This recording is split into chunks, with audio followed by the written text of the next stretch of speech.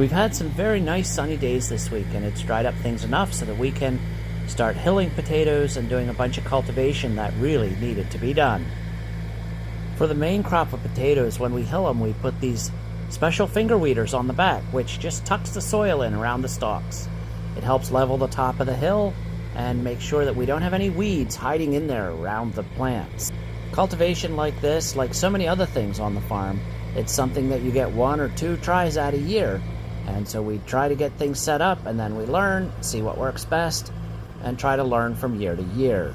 And we fired up old Johnny again to do a bunch more cultivating in the aisles. This should be our last time through the onions.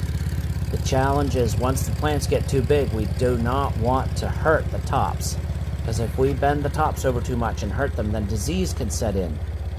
So we try to go as late as possible to get as good control of the weeds as possible, and then we have to stay out of them. We also did sweet potatoes and a bunch of other things this week. But back to the onions, I'm always amazed at how thin and wimpy they look when we plant them. And then during the month of June, especially the latter half of June, they just really grow fast. It's amazing. Now, in order to be real on these videos, I have to show you the not so good as well as what works well. This is a case where the weeds got ahead of us in the aisles. The squash looks amazing, but it's been covered in white row cover to protect from insects, and the weeds love it underneath that humid row cover. And so we're going through with Johnny here, trying to knock those weeds down.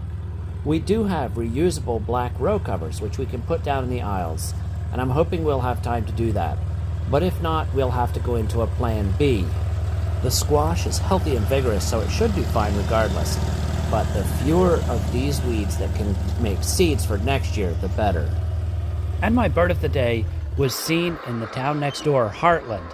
It's not at our farm, but probably flies over the farm. But it's a very cool bird, and it's not far away, so I thought I'd show it to you. It's also a swallow, but it's called a cliff swallow. So they build these mud houses on the side of, in this case, it's on the side of a church. But they would get their name because they would normally do this on the side of cliffs. We just don't have any cliffs in the area. They've got that white forehead, there's lots of babies in here, and the parents are bringing them bugs. It's interesting to me how the different swallows have different strategies for making their nests. So the tree swallow builds a nest in the hole of a tree, or on our farm, it uses a bluebird house. The barn swallow actually has quite a similar nest to this, but it's more of just a soft